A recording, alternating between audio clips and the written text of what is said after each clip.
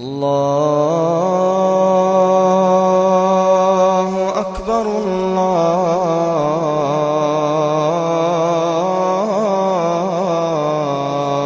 اکبر۔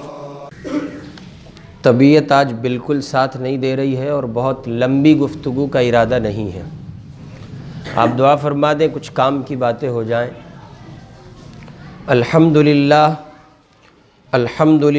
نحمده ونستعینه ونستغفره ونؤمن به ونتوکل علیہ ونعوذ باللہ من شرور انفسنا ومن سیئات اعمالنا، من يهده الله فلا مضل له ومن يضلله فلا هادي له، ونشهد أن لا إله إلا الله وحده لا شريك له، ونشهد أن سيدنا ومولانا محمدا عبده ورسوله صلى الله عليه وعلى آله وأصحابه وبارك وسلم تسليما كثيرا، أما بعد، أعوذ بالله من الشيطان الرجيم، بسم الله الرحمن الرحيم، وما كان المؤمنون لينفروا كافة فلولا نفر من كل فرقة منهم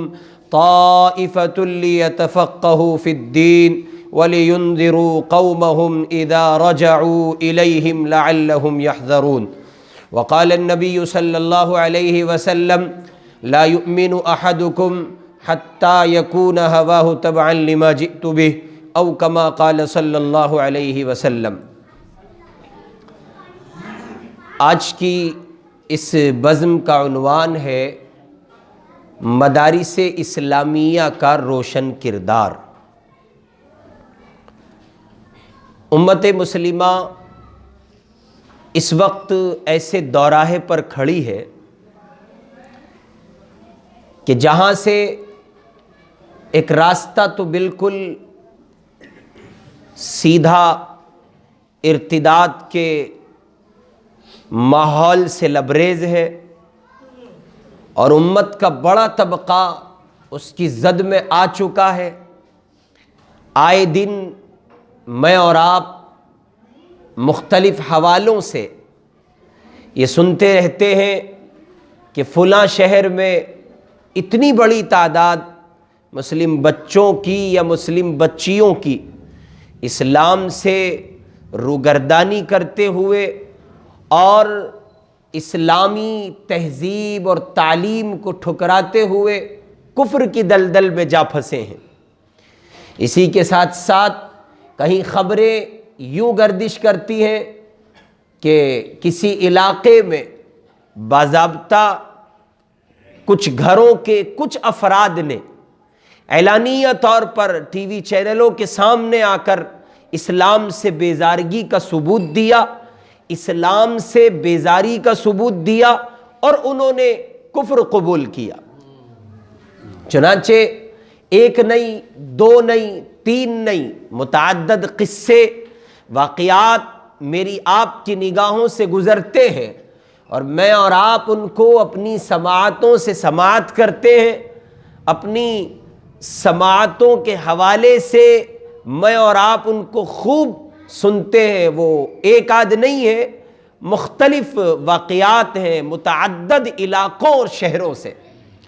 تو ایک طرف تو امت ارتداد کے ماحول سے لبریز ہے، دوسری طرف جو طبقہ بچا ہے، جو ارتداد تک نہیں پہنچا ہے، جس کا ایمان سلامت ہے، جو اپنے آپ میں اسلامی ماحول سے مزین ہے، جو اپنے آپ کو پنج وقتہ نماز باجماعت کا عادی بنائے ہوئے ہے، جس کا واسطہ مسجد سے ہے، نماز سے ہے، قرآن سے ہے، اور کہیں نہ کہیں اسلامی ماحول سے ہے، تو وہ بندہ اس کشمکش کا شکار ہے کہ وہ کس راہ کا راہی بنے اور کس طرف چلے۔ وہ اپنے آپ کو ایک ایسے سسپینشن میں گھرا ہوا محسوس کرتا ہے گویا اس کے پاس زندگی گزارنے کے لیے کوئی مقصد نہیں ہے۔ اور ظاہر ہے کہ جو لوگ ارتداد تک پہنچے اس کے بھی کچھ نہ کچھ اسباب ہو سکتے ہیں اور ہیں یقینی طور پر. اور جو لوگ ارتداد تک نہیں پہنچے، جن کی زندگیاں یہاں ہیں کہ وہ کنفیوزنگ کا شکار ہیں اور وہ شش و پنج میں ہیں، اور کہیے کہ اسلامی تعلیمات سے وہ کسی قدر مزین تو ہیں لیکن پورے طور پر مطمئن نہیں ہیں، ان کو یہ نہیں کہا جا سکتا کہ وہ مذہب اسلام کی تمام تر تعلیمات سے 100% اپنے آپ کو مطمئن کیے ہوئے ہیں.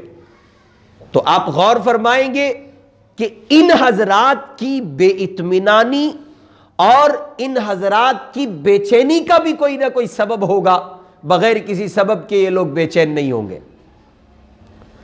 امت کے یہ دونوں طبقات، جو ارتداد تک پہنچ رہا ہے، اسلام کے بدلے کفر قبول کر رہا ہے، مذہب اسلام کی تعلیمات کو چھوڑ رہا ہے، اور ادھر یہ طبقہ جو کسی قدر بے چینی کا شکار ہے تعلیمات اسلام کو لے کر، نظام تعلیم اسلام کو لے کر، اور اس کے قائدین، محافظین اور اس کے حاملین کو لے کر، تو یقینی بات ہے کہ اس طبقے کی بے چینی اور اس کی کہیے کہ کوڑھن اور اس کے اضطراب اور اس کے گھراؤ کے بھی کچھ بنیادی اسباب ہیں، بغیر کسی سبب کے یہ دونوں گروہ کسی صورت پریشان نہیں ہو سکتے.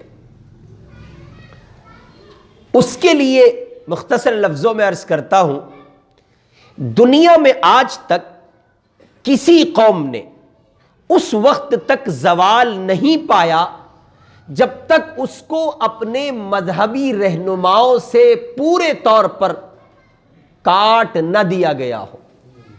اب تاریخ کے اگر قاری ہیں، تاریخ کا اگر مطالعہ آپ کے پاس ہے تو آپ کو یہ بات معلوم ہوگی کہ دنیا میں آج تک کسی قوم میں، صرف مسلم قوم کی بات نہیں ہے، دنیا کی کسی قوم کو اس وقت تک زوال ہاتھ نہیں آیا اور وہ اس وقت تک زوال سے دوچار نہیں ہوئے جب تک ان لوگوں کو ان کے مذہبی رہنماؤں سے کاٹ نہ دیا گیا ہو. جو قومیں اپنے مذہبی رہنماؤں سے جڑی رہتی ہیں وہ کہیں نہ کہیں اپنی تہذیب پر باقی رہتی ہیں، اور جن قوموں کا رابطہ، جن قوموں کا واسطہ اور جن کا تعلق ان کے مذہبی رہنماؤں سے کاٹ دیا جاتا ہے، اور اس قوم کو اغوا کرنے والے اور اس قوم کو لوٹنے والے لٹیرے ان کو ان کے مذہبی رہنماؤں سے کاٹنے میں کامیاب ہو جاتے ہیں، تو پھر بہت دن نہیں لگتے ہیں اس قوم کو تباہ و برباد ہونے میں. ایسا ماضی میں پہلے بہت کچھ ہوا ہے اور آئندہ اس کے خطرات ہیں. اللہ ہم سب کی حفاظت فرمائے. جیسا کہ میں نے عرض کیا کہ ایک طبقہ تو وہ ہے جو ارتدادی لہر سے دوچار ہے، ایک طبقہ وہ ہے جس کا ایمان تو سلامت ہے لیکن خلجان سے دوچار ہے. اور شاید یوں اگر کہا جائے تو بات غلط نہ ہوگی کہ وہ میں اور آپ ہیں، جو کہیں نہ کہیں اسلامی تعلیمات میں کسی ایک تعلیم سے، اسلامی تعلیمات کے کسی ایک حکم سے، اسلامی نظام کے کسی ایک حکم سے یا اس کے کسی ایک اصول سے اپنے آپ کو پورے طور پر غیر مطمئن پاتے ہیں. چنانچہ اس کے نتائج ہیں کہ ہمارے اس ملک میں ہی نہیں بلکہ بر صغیر کے پورے خطے میں آپ اگر غور فرمائیں گے تو بڑی تعداد مسلمانوں کی ایسی ہے جو اپنے رہنماؤں یعنی علماء سے اس درجے بیزار ہے، اس درجے بیزار ہے کہ آپ تصور بھی نہیں کر سکتے. اور یہ بات یاد رکھیں کہ قوموں کی اپنی شناخت، ان کا اپنا وجود اس وقت تک پورے طور پر باقی نہیں رہ سکتا جب تک وہ لوگ پورے طور پر اپنے مذہب کے کامل پیروکار نہ بنے. اور دو الگ الگ چیزیں ہیں. دیکھیں، ایک ہے پابندی سے تعلیمات پر عمل نہ کرنا، ایک ہے سرے سے ان تعلیمات کا انکار کر دینا. زمین آسمان کا فرق ہے. ایک شخص یہ کہتا ہے کہ میری اپنی زندگی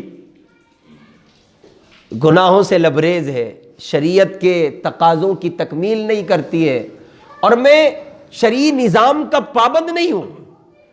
تو یہ بات تو اپنی جگہ سمجھ میں آتی ہے کہ اس کی اپنی زندگی گناہوں سے دوچار ہے، لیکن یہی بندہ اگر شریعت کے نظام کا منکر ہو جائے تو آپ یقین جانیں کہ اس شخص کو اور اس کے مزاج سے ہم آہنگ جتنے افراد ہوں گے، ان لوگوں کی تباہی کتنی جلدی وجود پا جائے گی، آپ اس کا اندازہ نہیں لگا سکتے.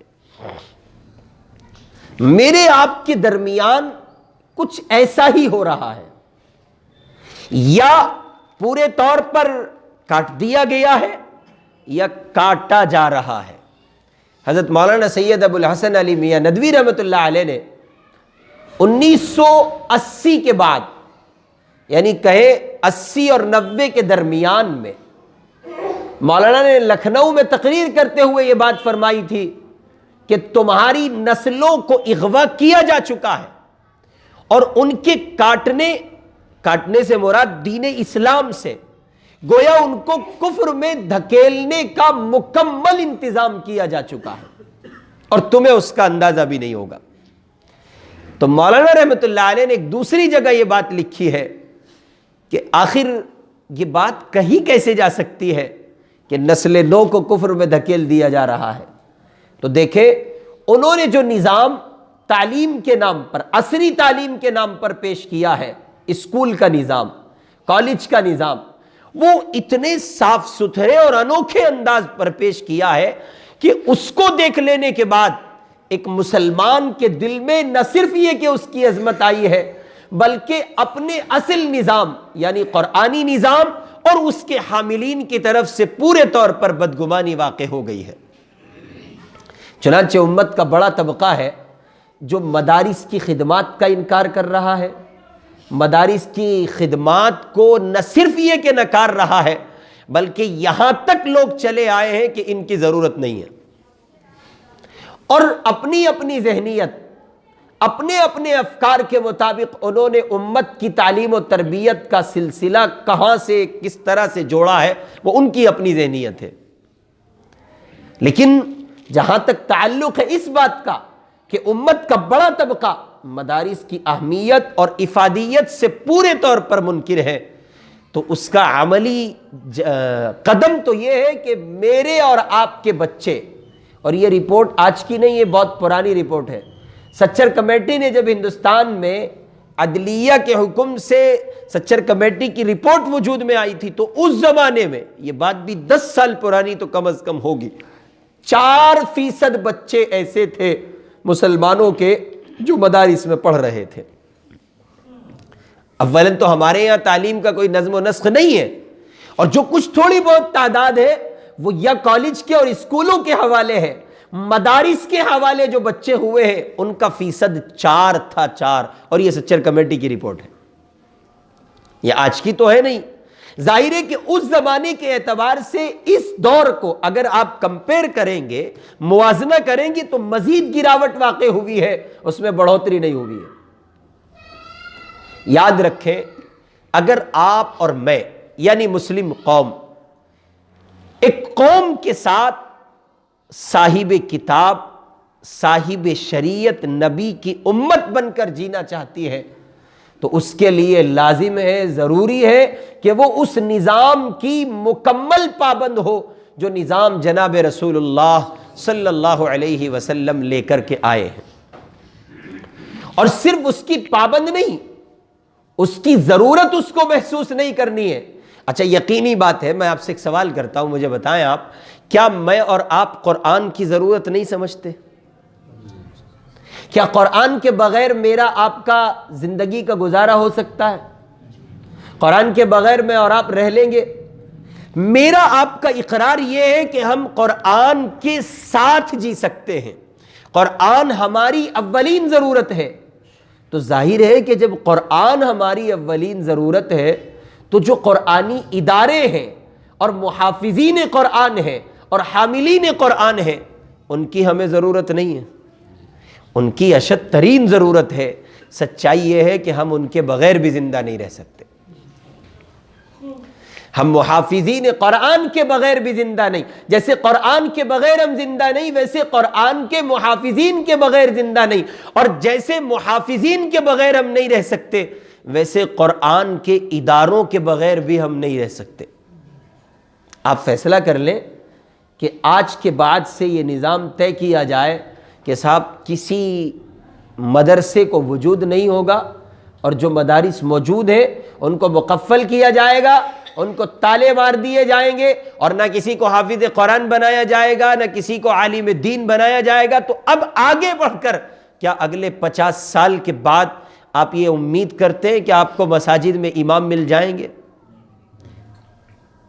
آپ یہ امید کرتے ہیں کہ آپ کو اب اگلے 50 سال کے بعد آپ کو ایسے لوگ ملیں گے جو مردوں کی نماز جنازہ پڑھا سکیں؟ آپ کو ایسے لوگ ملیں گے جو مساجد میں اذان دے سکیں؟ ایسے لوگ ملیں گے جو آپ کی خوشی کے موقع پر آپ کے بچوں کا نکاح پڑھا سکیں؟ ہرگز ہرگز ایسے لوگ میسر نہیں آئیں گے. کیوں؟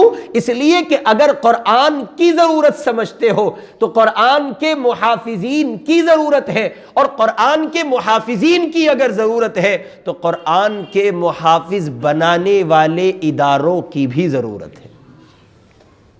اور اب غور کریں، ہمارے اس ہندوستان میں اور پڑوسی ملک پاکستان ہے، بنگلہ دیش ہے، بلکہ اس بات کو اگر یوں کہا جائے کہ پوری دنیا میں، تو بات غلط نہیں ہوگی. آپ غور کریں کہ مدارس کا نظام وہ لوگوں کو، یوں کہیے کہ مدارس کا نظام لوگوں کی زندگی میں عملی طور پر دین منتقل کرنے کا کام کرتا ہے. ایک ہے آپ نے کسی شخص کو دین سے وابستہ کیا، اور دین سے وابستگی کے بعد وہ اپنے دینی تشخص اور دینی حمیت اور اسلامی کردار کو باقی رکھ سکے. تو یہ مدارس کے سوا آپ کسی دوسرے اسلامی نظام سے کسی طور پر اس کو وجود میں نہیں لا سکتے. اور اس کا سلسلہ آج سے نہیں ہے، یہ بہت قدیم روایت کا حامل ہے. حضرت نبی اکرم صلی اللہ علیہ وسلم نے مکۃ المکرمہ میں اعلان نبوت کے بعد سب سے پہلے اپنے اصحاب کو جمع کر کے تعلیم کے فروغ کا سلسلہ اور لوگوں کے ایمان اور ان کے اعمال کی بقا اور اس کے تحفظ کا جو سلسلہ قائم فرمایا ہے، وہ مستقل ایک مدرسے سے شروع ہوا ہے، جبکہ مکۃ المکرمہ میں اس زمانے میں مسجد موجود تھی. چنانچہ آپ غور کریں، نبی اکرم صلی اللہ علیہ وسلم غار حرا میں معتکف ہیں، آپ پر وحی آتی ہے، آپ اللہ کا قرآن لے کے نیچے آتے ہیں اور آپ لوگوں پر پیش کرتے ہیں. صدیق اکبر ایمان لائے، اما خدیجہ ایمان لائیں، حضرت علی ایمان لائے، اور بہت سے اصحاب ایمان لائے ہیں. ان تمام تر ایمان لانے والے افراد کی تعلیم و تربیت کا جو نظام رسول اللہ صلی اللہ علیہ وسلم نے سجایا تھا، وہ حضرت ارقم ابن ارقم رضی اللہ تعالی عنہ کا مکان تھا. تو اب ایک سوال یہ قائم ہوتا ہے کہ وہاں تو مسجد حرام موجود ہے، ساری کائنات کی سب سے عظیم مسجد موجود ہے، تو وہاں تو اس کی ضرورت نہیں تھی. حضور کو اگر تربیت ہی کا کوئی نظم کرنا تھا اور صحابہ کو تعلیم ہی اگر دینی تھی، تو مستقل علیحدہ ایک نظام، ایک گھر کا انتظام کیوں کیا گیا؟ وہاں تو مکے میں حرم محترم موجود ہے، مسجد حرام پہلے سے ہے، آپ نے اسی پر اکتفا کیوں نہیں کیا؟ اور پھر یہ صرف مکے میں نہیں ملتا ہے، مسجد نبوی میں اس کا مستقل نظام ہے. مسجد نبوی میں اصحاب پیمبر اور آنے والے لوگ، جو لوگ ایمان قبول کرتے ہیں اور ایمان قبول کرنے کے بعد حضور کے اصحاب میں شامل ہوتے ہیں، حضور اکرم صلی اللہ علیہ وسلم کی غلامی قبول کرتے ہیں، ان میں بڑی تعداد ایسی ہے جو مہاجرین ہیں، فقراء ہیں، کمزور درجے کے صحابہ ہیں. تو ان لوگوں کے احوال اگر آپ پڑھیں تو یہ روضہ رسول ہے، اور روضہ رسول کے معاً پشت کی جانب ذرا کنارے پر اگر آپ غور فرمائیں تو ایک چبوترا بنا ہوا ہے جس کو صفہ کہا جاتا ہے. حضور پاک علیہ الصلاۃ والسلام کے ایسے سینکڑوں صحابہ جن کے کھانے پینے کا، جن کی رہائش کا کوئی نظم و نسق نہیں تھا، اور وہ اللہ کے بندے تھے جو اپنے آپ کو رسول پاک کے حوالے کیے ہوئے تھے حضور کی شریعت سیکھنے کے اعتبار سے. ان کا جائے قیام ہی یہ صفہ کا چبوترا تھا. اللہ کے رسول سے علم حاصل کرتے اور وہاں اسی چبوترے پر پڑے رہتے تھے. چنانچہ حضرت مولانا علی میاں ندوی رحمۃ اللہ علیہ نے لکھا ہے کہ ان مدارس کی نسبت کا سلسلہ اسی صفہ کے چبوترے اور اسی حضرت ارقم ابن ارقم رضی اللہ تعالی عنہ کے مکان سے ملتا ہے. جیسے نبی پاک نے اصحاب پیمبر کی تعلیم و تربیت کے لیے حضرت ارقم ابن ارقم کے مکان میں مدرسے کا سلسلہ شروع فرمایا اور پھر مسجد نبوی میں صفہ کے چبوترے کی شکل میں وہ باقی اور جاری رہا، اور پھر اس کے بعد نظام بڑھتا گیا اور ایک اٹوٹ سلسلہ ہے، ایک ایسا سلسلہ جس میں بیچ میں فصل نہیں ہے. مختلف علاقوں میں مختلف لوگوں کے ہاتھوں سے یہ کام وجود میں آیا ہے.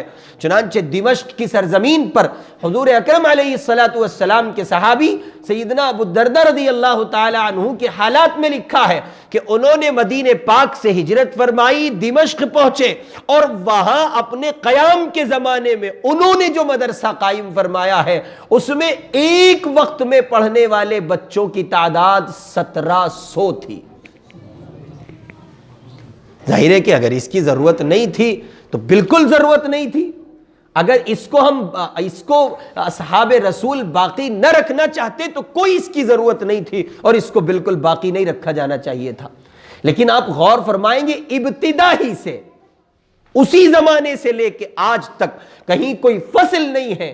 بلا کسی فصل کے، بلا کسی انقطاع کے مختلف احوال سے گزر کر حضور کے اصحاب ہو، تابعین ہو، تبع تابعین ہو اور سلف صالحین ہو، 14 صدی میں کوئی ایک صدی دنیا کے کسی خطے میں جہاں مسلمان بستے ہوں مسجد کے ساتھ مدرسے کا نظام نہ ہو، دنیا میں کوئی آدمی ایسی کسی قسم کی کوئی تاریخ ثابت نہیں کر سکتا. اور اس کی وجہ میں نے ابھی عرض کی کہ مدرسہ جو ہے وہ مسلمانوں میں دینی فکر، دینی مزاج اور دین اسلام کی روح کو نہ صرف یہ کہ منتقل کرنے کا کام کرتا ہے بلکہ اس کی بقا کا مکمل انتظام کرتا ہے. جیسے میں نے ابھی آپ کی خدمت میں یہ بات عرض کی، آپ غور فرمائیں گے کہ اگر مدارس کا نظام ختم کر دیا جائے تو جو نسل چل رہی ہے ان کے رہتے تو نہیں کہا جا سکتا، لیکن ان کے بعد گویا ایک لمبا زمانہ ابھی ماضی مستقبل قریب میں اگلے 20 25 50 سال کے بعد آپ دیکھیں گے اور آپ پر خوب واضح ہوگی یہ بات کہ آپ کو مدارس میں، مساجد میں ائمہ نہیں ملیں گے، نماز پڑھانے والے احباب میسر نہیں آئیں گے. اس کی وجہ یہی ہے کہ مدرسہ نہ صرف یہ کہ افراد تیار کرتا ہے بلکہ وہ منتقل کرنے کا کام کرتا ہے اور اس کی نقل کا جو سلسلہ ہے وہ علماء کی تیاری ہے. کتنے مدارس ہیں، سینکڑوں، ہزاروں، لاکھوں کی تعداد میں ہر سال وہ آپ کو حفاظ دیتے ہیں، ہر سال وہ آپ کو علماء دیتے ہیں، مفتیان کرام دیتے ہیں. چنانچہ آپ غور کریں خال علماء دکھائی پڑتے تھے اور آج الحمدللہ ایسی کثرت ہے کہ علاقوں کے علاقے بھرے پڑے ہیں علماء کی کثرت سے. یہ سب کچھ اور یہ مکمل کریڈٹ مدرسوں کو پہنچتا ہے. لیکن میں نے ابتدا ہی میں یہ بات عرض کی کہ بیزاری کا عالم یہ ہے کہ اگر کسی خطے میں، کسی علاقے میں، کسی نشست میں، کسی جلسے کے یا کسی مجلس کے موقع پر علماء کی عظمت اور ان کے فضائل کے حوالے سے گفتگو ہو جائے تو آپ اس کا مشاہدہ یہاں بھی، وہاں بھی، جہاں چاہیں کر سکتے ہیں. ایسا محسوس ہوتا ہے جیسے امت اس کو سننا ہی نہیں چاہتی کہ تم یہ عنوان کسی صورت بیان مت کرو، تمہارے بغیر ہمیں چارہ کار بھی نہیں ہے، ہم رہ نہیں سکتے. مسلم قوم علماء سے قیامت کی صبح تک مستغنی نہیں ہو سکتی، ہم اس کے بغیر رہ بھی نہیں سکتے اور ہم اسے سننا بھی نہیں چاہتے. یہ نفرت کا ماحول ہے جو کہیں نہ کہیں زہر کی شکل میں میرے آپ کے ذہن و قلب میں گھولا جا رہا ہے. اور میں نے عرض کیا بڑا طبقہ ارتداد کا شکار ہوا اور جو باقی بچے ہیں وہ پورے طور پر بیزار نظر آتے ہیں۔ تو یاد رکھیے اگر صورتحال یہی رہی تو وہ دن دور نہیں ہوگا جب آپ اور میں ملک میں وہ مناظر دیکھیں گے جو کسی زمانے میں اندلس کے مسلمانوں نے دیکھے، اسپین کے مسلمانوں نے دیکھے، اور ان مسلمانوں نے دیکھے جن کی غیرت کا جاہ و جلال عالم میں ایسے طور پر آیا تھا کہ دنیا جہان ان کی تاریخ سے سبق لے کر اپنے لیے مشعل راہ طے کرتی تھی۔ شیخ الاسلام حضرت مولانا مفتی محمد تقی عثمانی دامت برکاتہم نے لکھا ہے، میں نے یورپ کے سرزمین کے بہت سے ملکوں کا دورہ کیا اور دنیا جہان کے مختلف خطوں میں جانے کا اتفاق ہوا، اور مختلف علاقوں میں ایئرپورٹ پر اترنے کے بعد نماز پڑھنے کا اتفاق ہوا۔ مفتی صاحب نے لکھا ہے مجھے اتنی زیادہ خفت اور اتنا عجیب پن کہیں محسوس نہیں ہوا جتنا اندلس کے ایئرپورٹ پر ہوا۔ اب غور کریں جس ملک میں 800 سال تک، کتنے سال تک؟ تھوڑے ہوتے ہیں کیا؟ 2 4 10 5 دنوں کی بات ہے، 2 4 سال کی بات ہے۔ حضرت مفتی صاحب نے لکھا ہے 800 سال تک اسلامی نظام قائم رہا، اسلامی حکومت قائم رہی، اور حکومت ایسی ویسی نہیں تھی، اس کا جاہو جلال ایسا آیا تھا کہ قومیں نہیں ملک کے ملک تھراتے تھے اور کوئی پر نہیں مار سکتا تھا، کسی حکومت کا کوئی کارندہ کسی صورت اپنے آپ میں کہیے کہ وہ مقابلہ نہیں کر سکتا تھا، کوئی حکومت مقابلہ نہیں کر سکتی تھی، ایسی عجیب صورتحال اور ایسی طاقت والی حکومت۔ لیکن اس کے باوجود آج کی جو صورتحال ہے وہ جا کر کے آپ دیکھیں پورے طور پر کفر چھایا ہوا ہے۔ وہاں کی اس صورتحال کے پیچھے تاریخ پر قلم اٹھانے والے صاحب قلم افراد نے جہاں اور بہت سی باتیں لکھی ہیں، ایک بنیادی بات یہ لکھی ہے کہ وہاں کے مسلم عوام کا رابطہ اپنے مذہبی رہنماؤں یعنی علماء سے کاٹ دیا گیا تھا، پری پلان تھا، منظم سازش تھی، ایسے ان کے حصے بکھرے کیے گئے، ان کو پورے طور پر بدگمان کر دیا گیا، وہ بدگمان ہوئے تو دوری بنی، اس دوری کے بننے کے نتیجے میں وہ ارتدادی ماحول سے قریب ہوئے، علماء سے دور بدگمانیوں کی وجہ سے ہوئے، اور کفر سے قریب اس کی خوشنمائی کی وجہ سے ہوئے۔ بالآخر یہ کہ ایک وقت لگا، ایک دم تو یہ کام نہیں ہوا، 10 20 40 50 سال گزرے، اس کے بعد جو نسل وجود میں آئی وہ پورے طور پر کافر تھی اور مسلمان وہاں کوئی نہیں تھا۔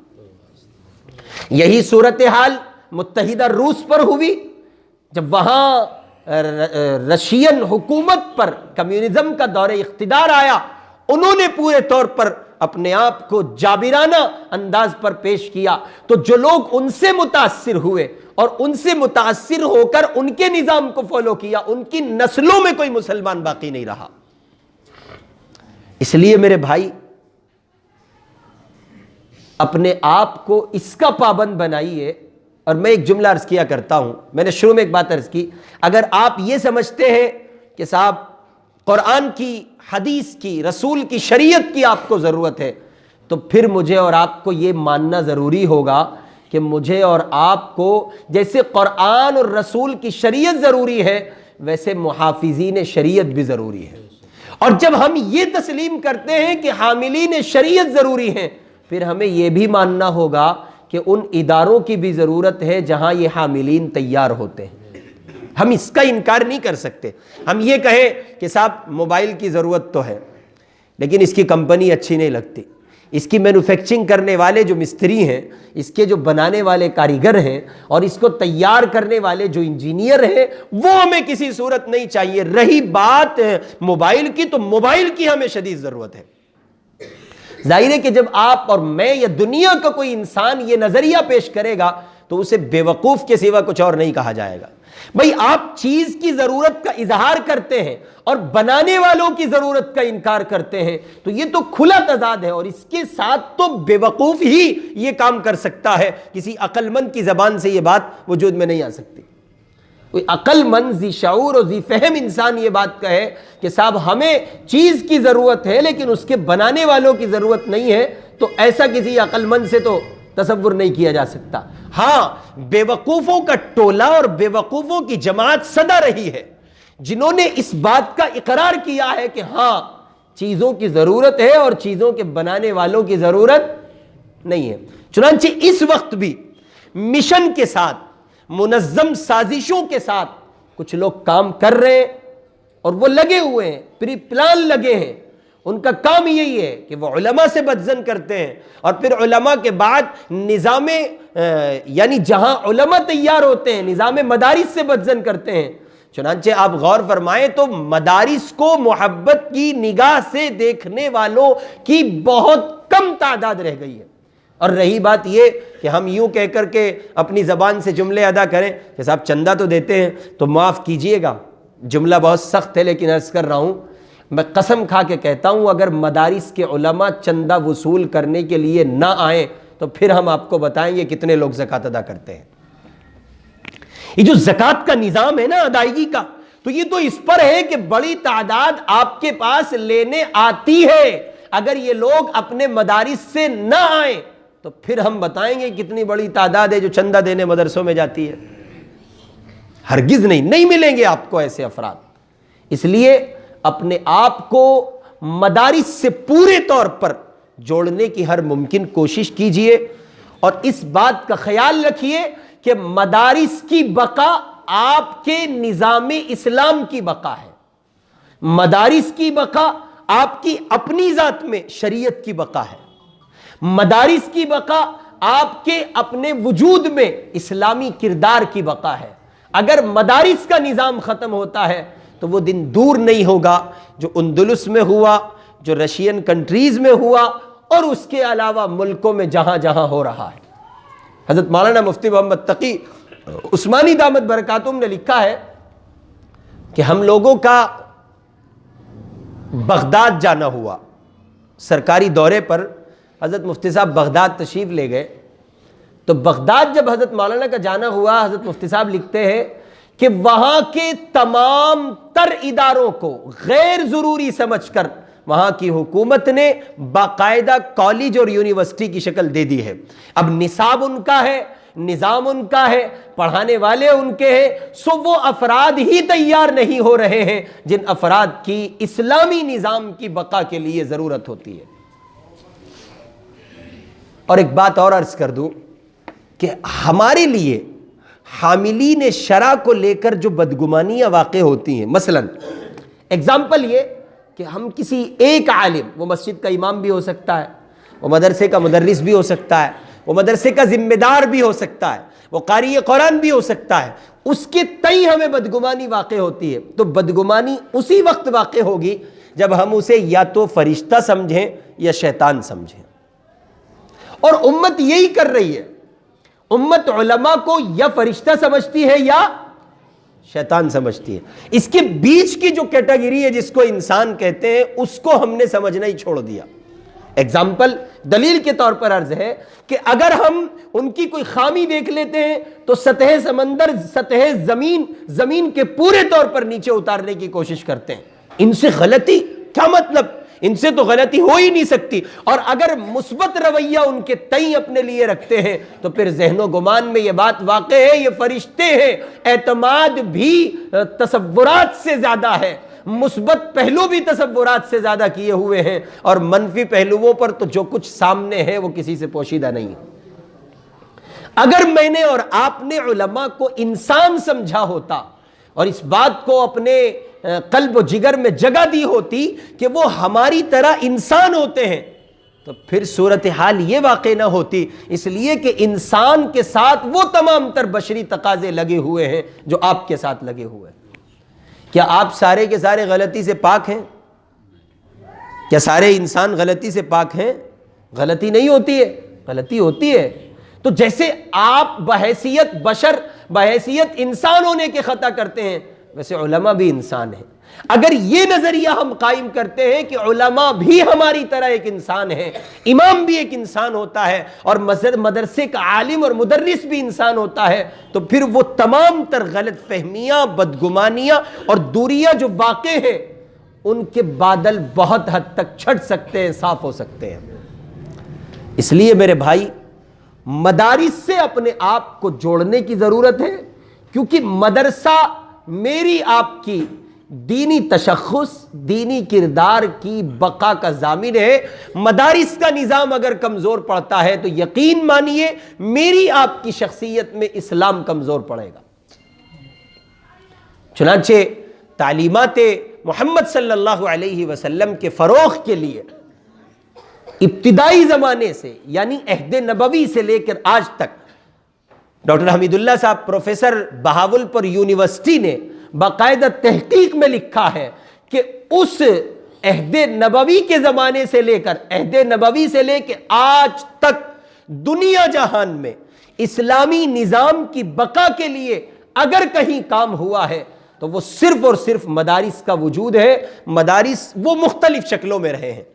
ہمارے یہاں کا نظام یہ ہے کہ مدرسہ کھلتا ہے، بنیاد رکھی جاتی ہے، باہر کے بچے آ کے رہتے ہیں۔ بہت سے ملکوں میں یہ نظام نہیں ہے، لیکن مدرسے وہاں بھی ہیں۔ ان کی شکل یہ ہے کہ باقاعدہ ایک جامعہ ہے، ایک ادارہ ہے، اور باہر سے کچھ لوگ نہیں آتے ہیں، بلکہ مقامی طلباء اور مقامی علماء اس نظام کو ڈیولپ کرتے ہیں، سجاتے ہیں، سنبھالتے ہیں۔ مختلف ملکوں میں اس طرح کی صورتحال ہے۔ جیسے موجودہ وقت میں ترک میں یہی صورتحال ہے۔ آپ اگر اس کا مطالعہ کریں اور ترک کی تحریرات کو اور وہاں کی تاریخ کو پڑھیں تو وہاں کا موجودہ نظام یہ ہے کہ شہروں میں اس طرح کے جال مدارس کی شکل میں کہیے کہ حکومتی سطح پر بچھائے گئے ہیں کہ شہروں میں کوئی ایک بچہ بھی قرآنی تعلیمات سے ناواقف و نابلد نہ رہے۔ اور موجودہ جو حکمران ہیں انہوں نے تو باقاعدہ اس پر ایسا گہرا انمٹ نقوش کے طور پر کام کیا ہے، اور اسے وہی آدمی سمجھے گا جس کی تاریخ پر نظر ہوگی۔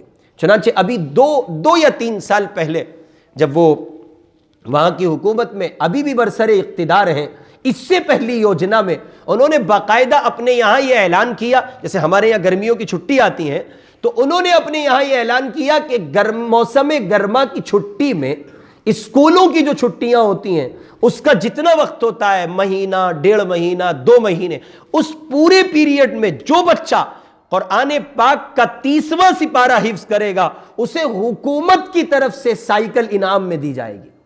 یہ باقاعدہ حکومت سے اعلان ہوا، اور اسی کے ساتھ ساتھ ایک اعلان یہ بھی جاری کیا گیا کہ جو بچہ قرآن پاک حفظ کرے گا اسکول کی تعلیم کے ساتھ ساتھ تو حکومت اپنے خرچ سے اس کو بیت اللہ شریف بھیجے گی، عمرے کی سعادت سے وہ سرفراز ہوگا۔ اب بظاہر یہ اعلان ایک مذہبی ہے، اور اس اعلان سے لگتا ہے صاحب ملا گیری پھیلائی جا رہی ہے، جی مولویوں کو وجود دیا جا رہا ہے، لیکن نہیں، ترکی اصل میں یورپ کے دہانے پر ہے۔ یہ پورا خطہ یورپ ہے اور یہ ترکی ہے، اور ظاہر ہے کہ صدر رجب طیب اردوغان تو رہیں گے نہیں۔ آنے والا کل کن حالات کو دعوت دیتا ہے اس کا اندازہ نہ ان کو اور نہ مجھے نہ کسی کو۔ آنے والے کل کے مالک تو اللہ ہیں، اللہ جانتے ہیں، لیکن قرائن سے آدمی اندازہ لگاتا ہے۔ سو انہوں نے یہ بھاپا، یہ جانچا تو اپنی قوم پر محنت کی، اور جگہ جگہ مکاتب کا ایسا منظم نظام قائم ترکی میں کیا گیا کہ گھر گھر مدرسہ ہے، گھر گھر مکتب ہے، اور ہر بچے کو کوشش کی جاتی ہے کہ وہ حافظ قرآن ہو جائے۔ کیوں؟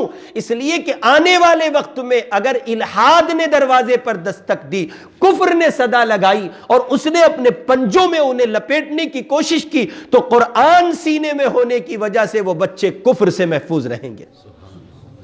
میرے آپ کے یہاں جو ارتداد کا ماحول ہے، اس ارتدادی ماحول کی بنیادی وجہ یہ ہے، بہت زیادہ بنیادی وجہ یہ ہے کہ میرا آپ کا عملی قدم ایسا کوئی میرے آپ کے پاس نہیں ہے جو اسلامی تشخص کو باقی رکھ سکے۔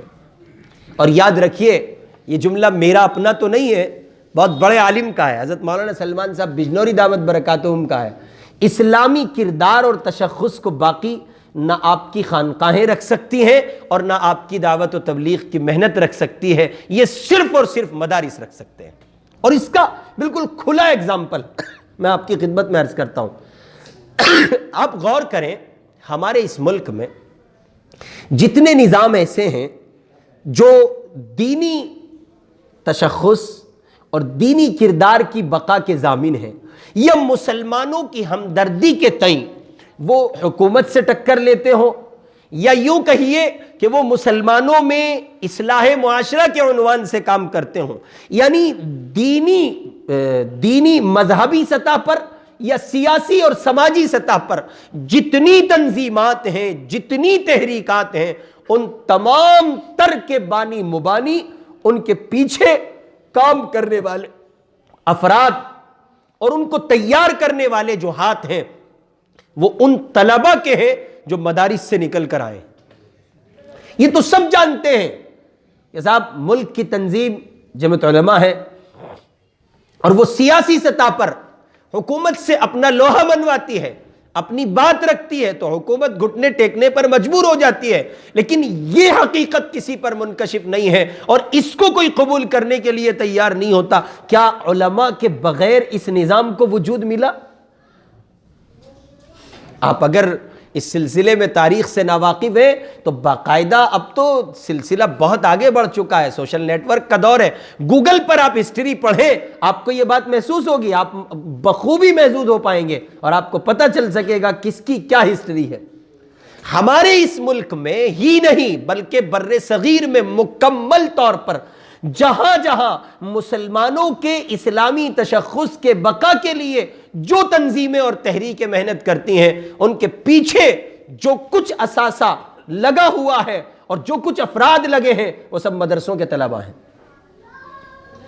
چنانچہ جمعیت علماء کے قیام میں علماء کا ہاتھ ہے، مسلم پرسنل لا بورڈ میں علماء کا ہاتھ ہے، اور اس کے علاوہ ملک کی مختلف تنظیمیں ہیں، ان میں علماء کا ہاتھ ہے۔ اور رہی بات دعوت و تبلیغ کی جماعت کی شکل کی محنت کی، تو اس میں بھی علماء کا ہاتھ ہے، اور ابتدائی دور سے لے کے آج تک علماء ہیں۔ جس دن علماء ہٹ جائیں گے اس کا تصور آپ کر لیجئے کیا کچھ ہو سکے گا۔ حضرت مولانا الیاس صاحب رحمۃ اللہ علیہ، بلکہ ان کے والد حضرت مولانا اسماعیل صاحب رحمۃ اللہ علیہ، ظاہر ہے کہ وہ ایک عالم تھے، وہ کوئی جاہل شخصیت تو تھے نہیں۔ پھر حضرت مولانا الیاس صاحب رحمۃ اللہ علیہ مستقل ایک عالم تھے، دارالعلوم دیوبند کے بیٹے تھے، دارالعلوم کے فرزند تھے۔ حضرت مولانا یوسف صاحب وہ مستقل ایک عالم تھے، اور کہیے بعد میں حضرت مولانا انعام صاحب اور اب تک کے جتنے کہیے کہ ذمہ دار ہیں، بڑے حضرات ہیں، وہ سب علماء ہیں۔ اگر غیر عالم ہوتے تو اب تک نظام ایسا تباہ و برباد ہو چکا ہوتا کہ شاید نقوش بھی باقی نہ رہتے۔ اس لیے اپنے آپ کو مدارس کے لیے، علماء کے لیے مائنڈ فری کریں، ذہن صاف رکھیں، انسان سمجھیں۔ جب آپ انسان سمجھیں گے تب ذہنوں میں بدگمانیاں واقع نہیں ہوں گی۔ اور یہ بات میں پھر بہت درد کے ساتھ عرض کر رہا ہوں کہ اگر مدارس کا نظام مفقود ہوتا ہے تو محترم لالے پڑ جائیں گے نماز جنازہ پڑھانے والوں کے، اور ایسا ماضی قریب میں ہوا ہے۔ ہمارے مفتی محمود صاحب رامپوری ہیں، مظاہر العلوم وقف کے استاد ہیں اور مفتی ہیں وہاں کے۔ انہوں نے بتایا ایک مرتبہ کہ میں تھائی لینڈ گیا تھا، پڑوسی ملک ہے نا تھائی لینڈ، تو انہوں نے بتایا کہ میں تھائی لینڈ گیا اور وہاں 1400 کلومیٹر، کتنا کلومیٹر؟ 1400 کلومیٹر کا ایک مستقل پٹا ایسا جہاں ایک عالم، ایک طالب علم نہیں تھا۔ تو لوگوں کی صورتحال یہ کہ مسلمان تو تھے، مر جائے تو کوئی غسل دینے والا نہیں، مر جائے تو کوئی نماز جنازہ پڑھانے والا نہیں، اور نکاح کا موقع اگر ہو تو جناب من کوئی نکاح پڑھانے والا نہیں، اور بچہ پیدا ہو جائے تو کسی کے کان میں اذان دینے والا کوئی نہیں۔ اور یہ تو تھائی لینڈ کا قصہ میں نے عرض کر دیا۔ آپ کے میرے ملک میں مختلف جگہیں ایسی ہیں۔ ہمارے جماعت کے احباب بہت سی کارگزاریاں ایسے علاقوں کی پیش کرتے ہیں جہاں وہ جاتے ہیں اور ان کا جانا ہوتا ہے، اور وہ خوب اس کا مشاہدہ کر کے آتے ہیں۔ علماء نہیں ہیں، وہ آ کر کے جب کارگزاریاں پیش کرتے ہیں تو اس سے اندازہ ہوتا ہے کہ علماء کے نہ ہونے کی وجہ سے کیا کچھ قحط پڑ سکتا ہے، آپ اس کا اندازہ لگا لیجئے۔ اور آپ حضرات کے لیے اس عنوان کو رکھنے کی ضرورت یوں پیش آئی کہ آپ لوگ نوعمر ہیں، نوجوان ہیں، نئی نسلیں ہیں، جو پرانے ہو چکے ہیں، پکے ہوئے آم ہیں، ان کے ذہنوں سے تو اسے کھرچ کے بھی صاف نہیں کیا جا سکتا، کیونکہ جس دماغ میں سڑان پیدا ہو جائے اسے صاف نہیں کر سکتے آپ۔ چنانچہ بڑی تعداد ہے ہمارے بڑوں کی جن کے ذہن پورے طور پر خراب ہیں، ہزار ان کے سامنے کہیے خوشگمانیاں پیش کیجئے، ہزار صفائیاں دلیل کے طور پر پیش کیجئے، وہ بدگمان ہیں تو ہیں، ان کے ذہن صاف نہیں ہوتے۔ تو ہم آپ کے سامنے اس عنوان کے رکھنے کا مقصد یہ کہ صاحب آپ نوعمر ہیں، آپ کلی ہیں، ابھی پھول نہیں بنے ہیں، اپنے ذہنوں کو ابھی سے صاف کیجئے، اور علماء کے تئیں خوش فہمیوں کا شکار رہیے، خوش فہمیاں قائم کیجئے، بدگمانیوں کا شکار مت ہوئیے، خوش گمانیاں اپنے من میں قائم کیجئے، علماء سے رابطے بڑھائیے۔ علماء انسان ہوتے ہیں، کوئی خوخار جانور نہیں ہوتے کہ صاحب ان سے دوریاں بنائے ہوئے ہیں، اور اس قدر دور ہیں، میں تو کہا کرتا ہوں اس قدر دوری ہے کہ فیملی ریلیشن شپ کے لیے، فیملی ممبرشپ کے لیے صاحب ڈاکٹر بھی ہے، وکیل بھی ہے، اور دھوبی بھی ہے، موچی بھی ہے، اور پنواڑی بھی ہے، اور حد یہ ہے، انتہا یہ ہے کہ جوتا گٹھوانے کے لیے وہ موچی بھی طے شدہ ہے دادا جی کے زمانے کا، اسی کے یہاں جائیں گے۔ لیکن اگر کسی کو طے نہیں کیا تو کسی عالم سے اپنے رابطے کو اس درجے مضبوط نہیں کیا ہے، جبکہ روایت میں علماء کی عظمت اور حیثیت کو بیان کرتے ہوئے نبی اکرم صلی اللہ علیہ وسلم نے ارشاد فرمایا، جس نے کسی عالم کی کچھ دیر کی صحبت اختیار کی اور 2 لقمے اس کے ساتھ کھا لیے۔ کتنے لقمے؟ 2 لقمے اس کے ساتھ کھا لیے۔ روایت میں ہے نبی پاک نے فرمایا اللہ تعالیٰ اس عالم کی صحبت اور اس کی مجلس کی برکت اور اس کے ساتھ 2 لقمے کھانے کی برکت سے اس کو 2 جنتیں مرحمت فرمائیں گے۔ لیکن بات وہی ہے کہ سمجھائیں کسے، بتائیں کسے، ذہنوں میں غبار اس قدر واقع ہے کہ اس کی صفائی میں بہرحال ایک وقت لگے گا۔ اور یہ آج کا مجمع بھی اسی عنوان کی عکاسی کرتا ہے کہ میں اور آپ کتنے، اور ہمارے یہاں چوہان مانگر میں تو اس کی مختلف کہیے کہ مثالیں موجود ہیں۔ ایک مسجد میں ایک پروگرام میں، اور تو کچھ دنوں کے بعد امام صاحب کی چھٹی ہو گئی، یہ بھی آپ کے چوہان مانگر کا قصہ ہے۔ لیکن اب ایسا دکھائی پڑ رہا ہے کہ اس عنوان پر کثرت کے ساتھ بولنے کی ضرورت ہے، اور اس کو بولا جائے گا، چونکہ جو نسل ہے، جو نسل نو ہے، جو ینگ علماء اس وقت وجود میں آ رہے ہیں اور وہ آگے بڑھ رہے ہیں، وہ کسی سے سمجھوتا نہیں کرتے ہیں۔ ہو صدر اپنے گھر کا صدر ہوگا، ہو متولی اپنے گھر کا ہوگا، وہ متولی اپنے گھر کا، وہ صدر اپنے گھر کا۔ اب ان مضامین کو کھل کر واضح طور پر بیان کیے جانے کی ضرورت ہے، اور آپ اور میں اور امت کا بڑا طبقہ یا تمام تر امت کے افراد اگر اپنی بقا چاہتے ہیں تو انہیں چاہیے کہ وہ علماء سے رابطے میں رہیں، اور اگر اس سے کہیں زیادہ واضح طور پر سمجھنا چاہتے ہیں تو یوں سمجھیں کہ پوری عالمی برادری، اس میں ہندو بھی ہیں، سکھ بھی ہیں، عیسائی بھی ہیں، دلت بھی ہیں، جینی بھی ہیں، یہودی بھی ہیں، جی تمام تر کفریہ طاقتیں آخر آپ کے مدرسوئی کے پیچھے کیوں ہیں؟ کبھی غور کرتے ہیں آپ؟ عقل دوڑاتے ہیں آپ؟ ذہن دوڑا کر سمجھنے کی کوشش کرتے ہیں آخر مدرسوئی پر اٹیک کیوں ہے؟ اور پھر جتنے ملکوں میں کفریہ طاقتوں کو حکومت ملی ہے، انہوں نے وہاں سب سے پہلا کام یہی کیوں کیا ہے؟ کاش کہ میں اور آپ اقبال کو سمجھتے۔ اللہ، اقبال جب یورپ کے دورے سے لوٹے تھے تو انہوں نے یہ بات آ کر کے کہی تھی، اور یہ زمانہ وہ تھا جب متحدہ ہندوستان تھا۔ انہوں نے آ کر کے کہا تھا ان مکتبوں کو، ان مدرسوں کو، ان ملاؤں کو، یہ لفظ میں استعمال کر رہا ہوں، انہوں نے تو درویش کا لفظ استعمال کیا تھا، ان مولویوں کو اسی حالت پر باقی رہنے دو، اگر ان کا خاتمہ ہوتا ہے تو وہ ہوگا جو میں وہاں دیکھ کے آیا ہوں۔ اور وہ وہاں جو دیکھ کے آئے تھے انہوں نے اپنے ان خطوط میں اس کا ذکر کیا ہے جو علامہ سید سلیمان ندوی رحمۃ اللہ علیہ کو انہوں نے لکھے ہیں۔ انہوں نے لکھا کہ جن ملکوں میں بڑے بڑے دانشور، فلاسفر، محدثین، علماء اور مسلم سائنٹسٹ پیدا ہوئے ہیں، ان ملکوں کی صورتحال یہ ہے کہ پورے کے پورے ملکوں میں کوئی ایک شخص بھی اسلام کا نام لیوا تو کیا کلمہ گو موجود نہیں ہے، ایک آدمی نہیں ہے، پورے ملکوں کی صورتحال ہے۔ اس کی وجہ یہی رہی ہے، اور یہ آج کا قصہ نہیں ہے، یہ مشن تو بہت پرانا ہے، مدارس سے کاٹنے کا مشن آج کا نہیں ہے، بہت قدیم ہے، بہت قدیم ہے۔ سلطان صلاح الدین ایوبی رحمۃ اللہ علیہ کے زمانے میں باقاعدہ مدارس سے بیزار کرنے کے لیے اہل مدارس علماء کی شکل میں ایسے ایجنٹ اور جاسوس چھوڑ دیے گئے تھے جو دکھنے میں عالم معلوم ہوتے تھے، مساجد کے ائمہ تھے، اور در پردہ عوام کو علماء سے دور کر رہے تھے۔ اس لیے ذہنوں کو صاف کیجئے۔ اور بس میں ایک جملہ آپ کو دے رہا ہوں، اس کو سامنے رکھ کے سوچئے، جیسے آپ انسان ہیں ویسے علماء بھی انسان ہیں، یہ فرشتے ہیں۔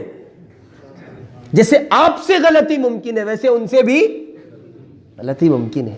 جیسے آپ فرشتہ نہیں ہیں ویسے وہ بھی فرشتہ نہیں ہے۔ جیسے بشری تقاضے آپ کے ساتھ ہیں ویسے بشری تقاضے ان کے ساتھ بھی ہیں۔ ایک اور ایگزامپل دے دیتا ہوں۔ عامتاً مسجدوں سے اماموں کی چھٹی ہوتی ہے، بات آ گئی تو کہہ رہا ہوں، اب غور کریں گے۔ اچھی حدیث پاک میں جو کچھ ہے کہ امام کو ایسے رہنا چاہیے کہ اس سے مقتدی ناراض نہ ہو، یہ سب کچھ اپنی جگہ ہے، لیکن سوال ایک قائم ہوتا ہے۔ بہت ساری جگہوں سے ایسے فون آتے ہیں کہ وہاں امام کی ضرورت ہے، تو امام ہماری وساطت سے، ہمارے ذریعے سے امام بھیجا جاتا ہے۔ کسی ساتھی کو ضرورت تھی، انہوں نے فون کیا، صاحب ہماری مسجد میں امام نہیں ہے، کوئی امام دے دیجئے، تو وہاں امام بھیج دیا۔ ایسے بھی فون آتے ہیں کہ ہمارے امام صاحب سے بڑا طبقہ ناراض ہے، ذرا سمجھنا، یہ سمجھنے کا پہلو ہے، اور امام صاحب چھوڑ نہیں رہے ہیں، جا نہیں رہے ہیں۔ بتاؤ جی حضرت، آپ ہی بتاؤ۔ اب وہ کمیٹی کا صدر، سیکریٹری، ذمہ دار تعلق رکھتا ہے، تو وہ کہتا ہے بتاؤ جی حضرت، ایسے امامت کرنا ان کو شعبہ دیتا ہے، جائز ہے ان کے لیے؟ تو میں ایک سوال کرتا ہوں، آپ سے بھی کرتا ہوں، آپ میں سے بہت سارے آگے چل کے مسجدوں کے صدر بنیں گے، بہت سے متولی بنیں گے، اللہ پاک خدمت کا موقع دیں آپ کو، آپ نیت بھی رکھیں، اگر خدمت کا موقع ملے تو کیجئے گا۔ تو میں نے عامتاً جب اس طرح کی باتیں سامنے آتی ہیں تو میں ایک سوال کرتا ہوں، جتنے لوگ ناراض ہیں، کیا ان کی ناراضگی شریعت اسلامی کی روح سے جائز ہے؟ کہیں ایسا تو نہیں کہ صاحب اپنی ناک کی وجہ سے ناراض ہیں، اور یہ ناک کی وجہ سے ناراضگی زیادتی پر ہوتی ہے؟ بہت کم ایسا ہوتا ہے کہ کہیں ناراضگی اس بنیاد پر ہو کہ امام سے کوئی ایسا عمل سرزد ہوا ہے جو خلاف شرع تھا۔ عامتاً ایسا نہیں ہوتا، یوں خال خال ہوتا ہو تو بہرحال امام بھی انسان ہے۔ وہ ناک کی بنیاد پر صدر کو سلام نہیں کرا، یہ بھی ایک سوال ہے مستقل۔ میں جب اس مسجد میں آیا تھا تو مجھ سے ایک صاحب نے ایک جملہ کہا تھا، پچھلے امام صاحب تو ہمارے یہاں آتے تھے، آپ نہیں آتے ہیں۔ یہ بھی ایک سوال ہے، صدر کے یہاں جاؤ، اس کی چائے پیو، دو چار تعریفیں کرو، اس کی لائٹ کی تعریف کرو۔ یہ سب کچھ اس لیے عرض کر رہا ہوں کہ بدگمانیوں کا زہر اتنا پھیلا ہوا ہے نہیں ہے ہمارے منوں میں، ہمارے دلوں میں وہ عزت اور عظمت جس درجے کی ہونی چاہیے۔ صورتحال اتنی بگڑ چکی ہے، اس لیے میرے عزیز نوجوان دوستو، اپنے ذہنوں کو صاف کریں، علماء کا قرب اختیار کریں، اور ظاہر ہے کہ جس عالم سے آپ کو مناسبت ہو، آپ کے علاقے کی مسجد کے امام بھی ہو سکتے ہیں، آپ کے مدرسے کے مدرس بھی ہو سکتے ہیں، اور آپ کے یہاں عامتاً ایک بات اور ذہنوں میں آتی ہے، حضرت مولانا علی میاں ندوی رحمۃ اللہ علیہ نے لکھا ہے کہ جب مدارس کے لوگوں کو چندہ کرتے لوگ دیکھتے ہیں تو یہ جملہ اپنی زبان سے کہتے ہیں، کہیں نہ کہیں ہم لوگ اگر نہیں کہتے ہیں تو سوچتے ہیں اتنے مدرسوں کی ضرورت کیا ہے۔ یہ مولانا کا جملہ ہے، میرا نہیں۔ اتنے مدرسوں کی ضرورت کیا ہے، ایسا سوچتے ہیں کہیں نہ کہیں، اور ہر نماز میں سفیر ہوتا ہے تو پھر وہ یوں ٹیڑھی ٹیڑھی نگاہوں سے دیکھتے ہیں۔ تو میں بتاتا ہوں کتنی ضرورت ہے۔ دیکھو، مدرسے آپ کے ذہن و گمان کے مطابق بہت ہیں، بہت ہے نا، بہت ہے نا، یہ مدرسہ، اس کے باوجود آپ کے بچے نالیوں میں ہاتھ دیتے پھر رہے ہیں۔ فیصلہ کیجئے آپ، کتنی ضرورت ہے؟ اس کے باوجود بچے اتنی سنہرے انداز پر گالی دیتے ہیں، ایسا لگتا ہے کہ اسے تربیت لے کے آیا۔ فیصلہ آپ کے ہاتھ میں، آپ فیصلہ کریں ضرورت ہے کہ نہیں ہے۔ میں اور آپ یہ مانتے ہیں کہ بہت ہو گئے، بہت نہیں ہوئے۔ ابن بطوطہ نے جس زمانے میں ہندوستان کا سفر کیا تھا، اس نے دہلی شہر کے حالات میں لکھا ہے خالی دلی شہر میں 1000 مدرسے تھے۔ کتنے مدرسے تھے؟ اور دلی اس زمانے میں کہاں کہاں تھی بھلا؟ Ajmeri gate, Kashmiri gate, Turkman gate, فلاں گیٹ، وہ چند گیٹ کے حصار کی دلی تھی۔ گیٹوں کے اندر جو دلی تھی اس میں 1000 مدرسے تھے، تھوڑی بہت پھیل گئی ہوگی، تو گویا یوں لگتا ہے کہ اس زمانے میں دلی کا ہر گھر مدرسہ تھا، تبھی 1000 ہو سکتے ہیں اتنی چھوٹی سی دلی میں۔ آج تو دلی بہت بڑھ گئی، تو آج مدرسے زیادہ ہو گئے۔ اور سنیے مولانا علی میاں ندوی رحمۃ اللہ علیہ کا جملہ، مدرسہ کیا ہے؟ یہ تو سب کہتے ہیں مولانا الیاس صاحب رحمۃ اللہ علیہ نے اتنا بڑا نظام شروع کیا اور آج عالمی طور پر دعوت و تبلیغ کا محنت کا سلسلہ پھیل رہا ہے، پھل رہا ہے، پھول رہا ہے، اللہ تعالیٰ اس کو اور ترقی دے۔ لیکن یہ بھی تو سوچا کرو مولانا الیاس صاحب آئے کہاں سے تھے؟ آج پیدا کر دو کوئی مولانا الیاس دوسرا ایسا، تبلیغ سے پیدا کرو، کر سکتا ہے کوئی؟ صرف دعوت کی محنت سے پیدا ہو، وہ عالم دین نہ ہو، اس نظام کا حامل بتا دو ہمیں کوئی۔ نہیں، میں نے شروع میں عرض کیا امت علماء سے مستغنی قیامت کی صبح تک نہیں ہو سکتی۔ کتنا بڑا حضرت جی ہو جائے، ایک عالم دین کی خاک پا نہیں ہو سکتا۔ جملے اتنے کڑوے ہیں، لگ جائے تو ابھی یہاں سے کہتے ہوئے شاید اٹھیں گے آپ، باغی ہو گئے، یہ بھی کیا ہو گئے؟ باغی ہو گئے۔ یہ بھی ایسی کہنے لگے، پہلے تو نہیں کہتے تھے۔ نہیں، پہلے ضرورت نہیں سمجھی جا رہی تھی، اب ضرورت سمجھی جا رہی ہے تو کہا جا رہا ہے۔ پہلے اس طرح کے حالات نہیں تھے تو نہیں کہا گیا، اور اب ہے تو کہا گیا اور کہا جا رہا ہے۔ اور سنیے، کہا یا نہیں جا رہا ہے، ابھی تو تھوڑا تحمل سے کام لیا جا رہا ہے۔ اگر آپ حضرات نے روش نہ بدلی تو مسجد در مسجد سے پیغام یہی ہوگا، امت علماء سے مستغنی قیامت کی صبح تک نہیں ہو سکتی۔ اور نظام اللہ کا ہے، آپ کا تو نظام نہیں ہے۔ ایک امام ہٹا دو، 2 ہٹا دو، 3 ہٹا دو، 4 ہٹا دو، 10 20 50 100 1000 ہٹا دو، نظام آپ کا نہیں ہے، نظام ہے خداوند عالم کا، اور اس کا نظام ازل ابتدا سے یہی رہا ہے۔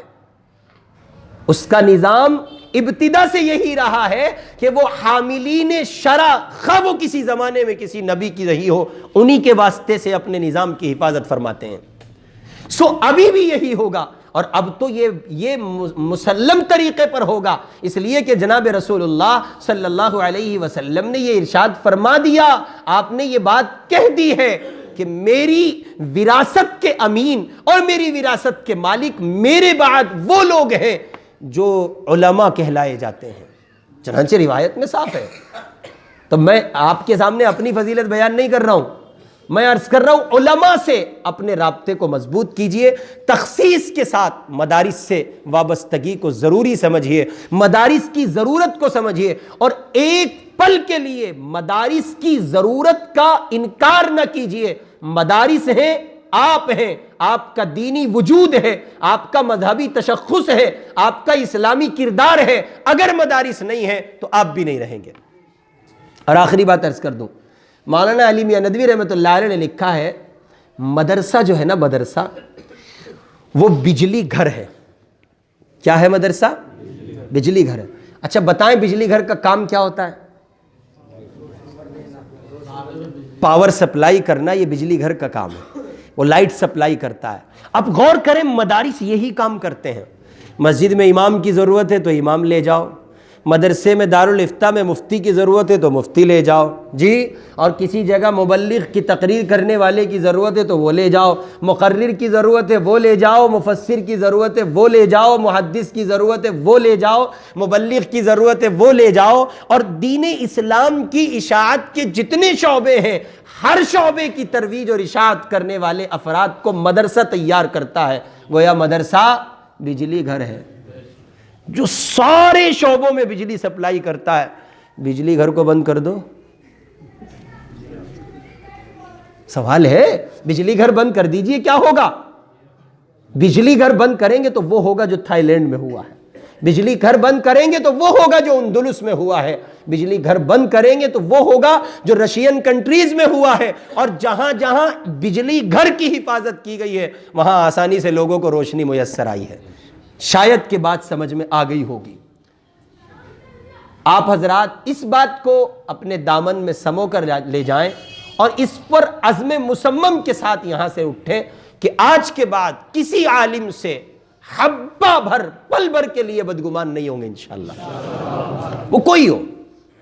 رہی بات یہ کہ کچھ باتیں ہوتی ہیں جو غلط فہمیوں کی جگہ لے لیتی ہیں، ان کا خاتمہ کریں گے، ان کا ازالہ کریں گے، ان کو صاف کریں گے، اور ان کے لیے اپنے من کی دنیا کو صاف کرنے کی کوشش کریں گے۔ کریں گے انشاءاللہ۔ اسی کے ساتھ ساتھ مدارس کے نظام سے اپنے آپ کو مربوط کریں گے، اور زبان پر یہ جھوٹا اور بکواس جملہ کبھی نہیں لائیں گے کہ صاحب مدرسوں کی اب ضرورت نہیں ہے۔ میں نے ابھی آپ کے سامنے رکھ دیا مدرسوں کی کتنی ضرورت ہے، اور پھر موقع رہا تو انشاءاللہ العزیز تفصیل سے آپ کو سناؤں گا۔ اب بس طبیعت ساتھ بھی نہیں دے رہی ہے، اور اسی کے ساتھ ساتھ یہ کہ آپ حضرات کی موجودگی بھی اس کا ثبوت فراہم کر رہی ہے کہ آپ لوگ مدرسوں سے کتنی محبت رکھتے ہیں۔